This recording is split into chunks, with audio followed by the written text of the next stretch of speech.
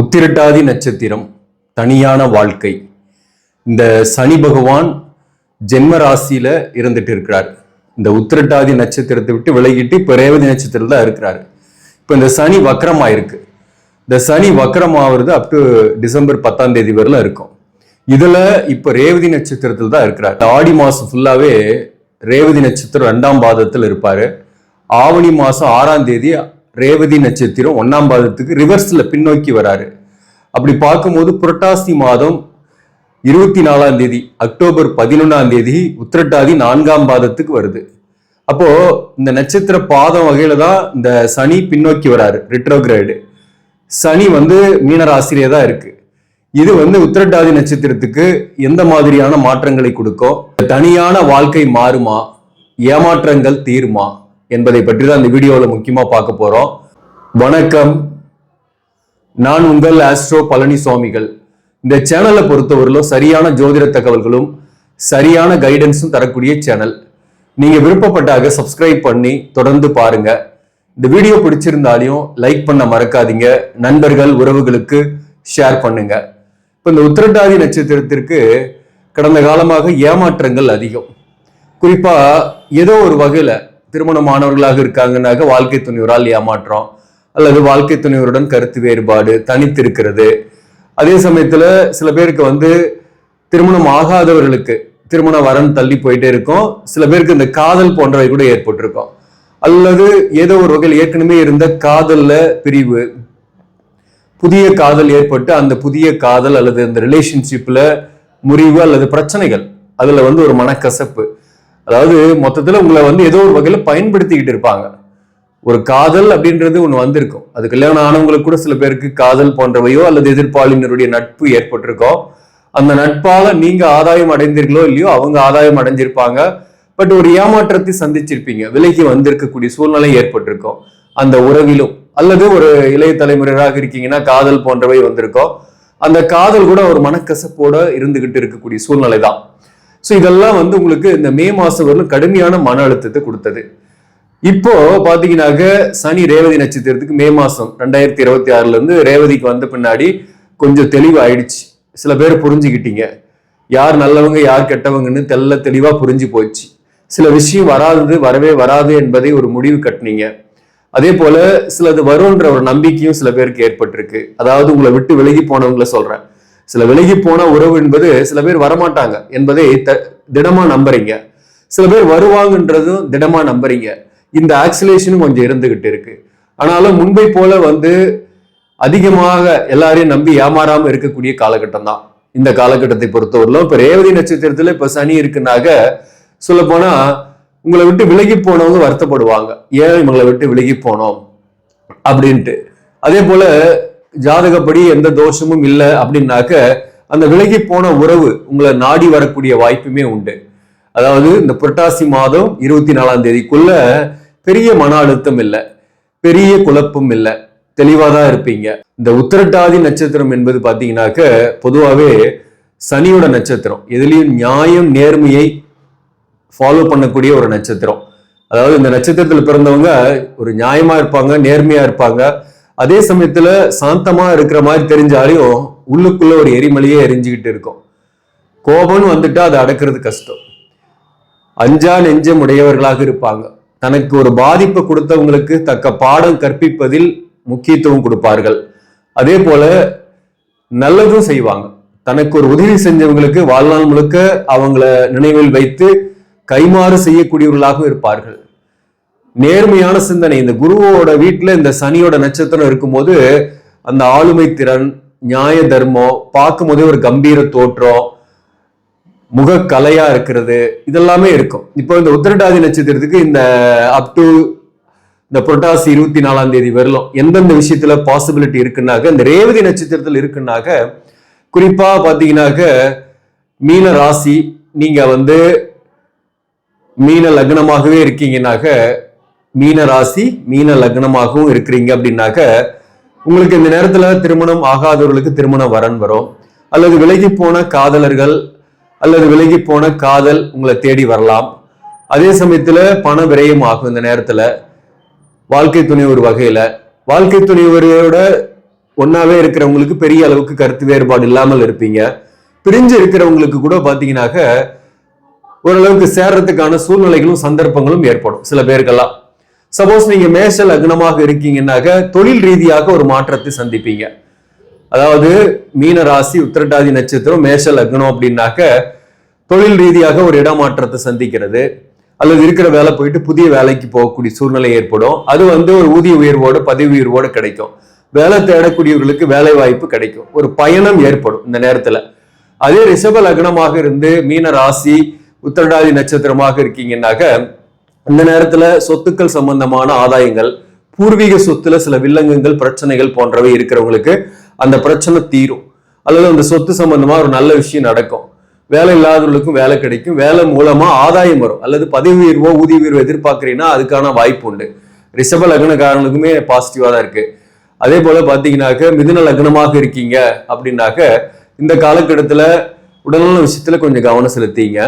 வாழ்க்கை துணை ஒரு வகையில உடல்நல விஷயத்துல கவனம் செலுத்தீங்க. பண வருமானம் வரும், புதிய தொழில் ஆரம்பிக்கக்கூடிய சூழ்நிலை சில பேருக்கு ஏற்படும்.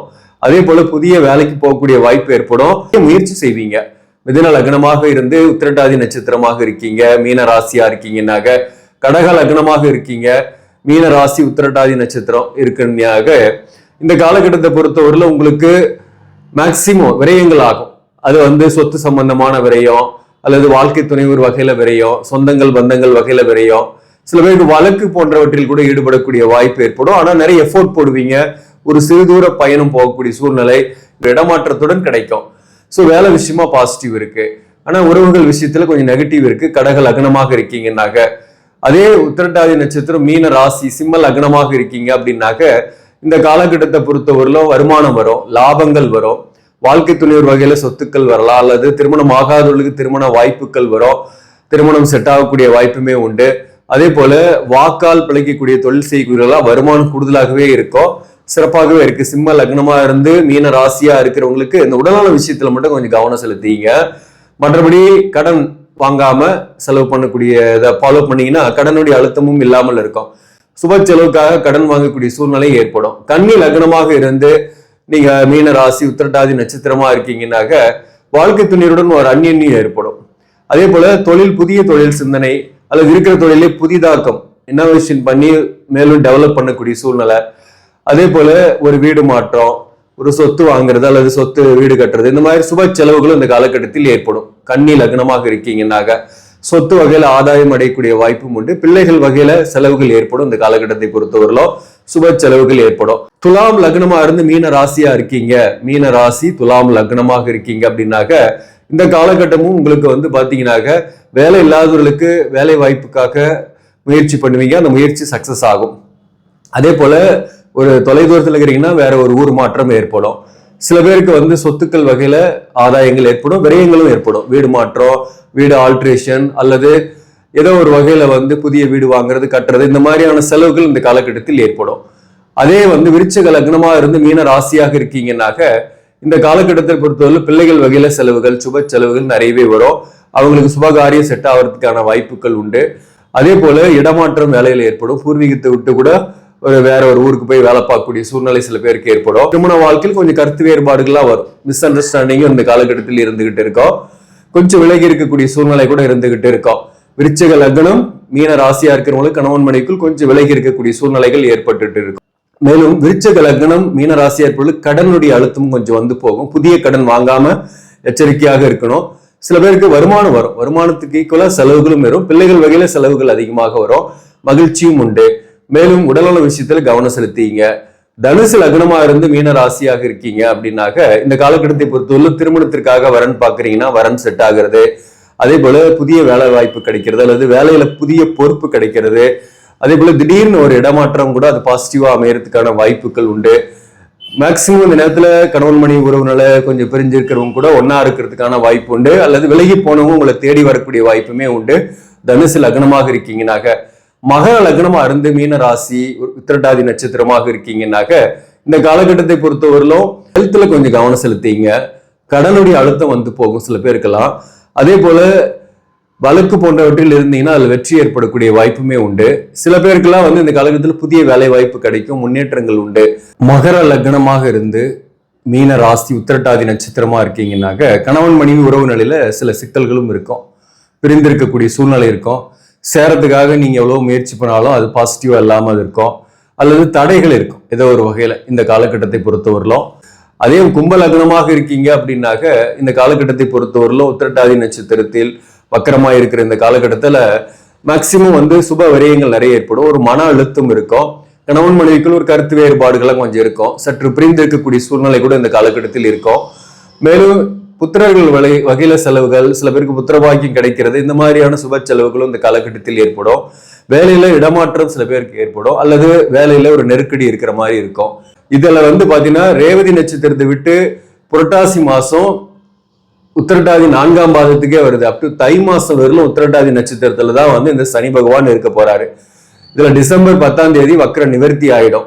அப்போ இந்த உத்திரட்டாதிலேயே வரும்போது எந்த லக்னமாக இருந்தாலும் நீங்க மீன ராசி உத்திரட்டாதி நட்சத்திரம்னாக்க நீங்க இந்த புரட்டாசி 24ஆம் தேதியில இருந்து தை மாசம் வரலும் கொஞ்சம் கவனமா இருக்கணும். உடம்பு விஷயத்துல, உடல்நல விஷயத்துல ஒரு மன அழுத்தங்கள் இருந்துகிட்டே இருக்கும். இந்த நேரத்துல பண விரயங்கள் ஆகும், லாபங்கள் வரும், அதே சமயத்துல அதுக்கு ஈக்குவலா செலவுகளும் ஆகும்.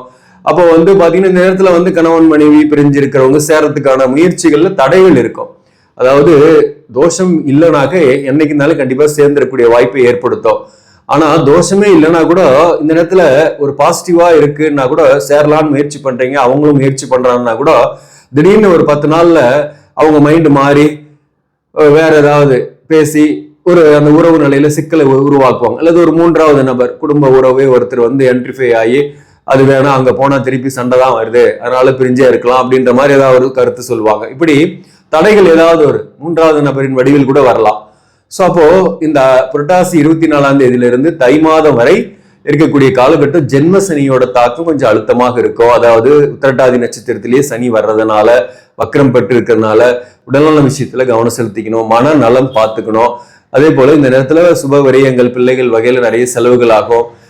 குடும்ப உறவுகள் நிறைய விட்டு கொடுத்து போகணும். காம்ப்ரமைஸ் பண்ணிக்கிட்டு போனா பிரச்சனை கிடையாது ஒன்னா இருக்கிறவங்களுக்கு. பிரிந்து இருக்கிறவங்க இந்த நேரத்துல சேர்றதுக்கான வாய்ப்பு இல்லை. புதிய உறவுகள் விஷயத்துல கவனமா இருக்கணும். ஜென்ம நட்சத்திரத்துல சனி வரக்கூடிய காலகட்டத்துல மீண்டும் புதிய நபர்களால் ஏமாறதுக்கு வாய்ப்பு உண்டு, அதுல கொஞ்சம் கவனமாக இருந்துங்க. அறிமுகமாவாங்க, எதிர்ப்பாளினா கூட இருப்பாங்க, அதுல உங்களுக்கு பண விரயம் ஆகலாம், அல்லது நல்லா பழகிட்டு அப்புறம் உங்களை விட்டு விலகி போயிடலாம். அப்போ ஒரு மன அழுத்தங்கள், ஏமாற்றங்கள் இதெல்லாம் உங்களை சேர்த்து ஒரு காழ்ப்புணர்ச்சி ஏற்படுத்தும். அதனால வரக்கூடிய காலகட்டத்தில் கொஞ்சம் கவனமாகவும் இருக்கணும் உத்திரட்டாதி நட்சத்திரம். இந்த புரட்டாசி 24ஆம் தேதி வரலும் உத்திரட்டாதிக்கு பெரிய அளவுக்கு பாதிப்பு இல்லை. அதுவும் லக்ன வயசே சொல்லியிருக்கிற, அது உங்களுக்கு பயன்படும் நினைக்கிறேன், பார்த்துங்க. இந்த நேரத்துல நீங்க ஆஞ்சநேயர் வழிபாடு செய்யுங்க. ஆஞ்சநேயருக்கு நீங்க வெத்தலை மாலை சாத்திட்டு வாங்க. சனிக்கிழமையில ஒரு 5 வாரம் ஒரு காரிய தடை நீங்கும்.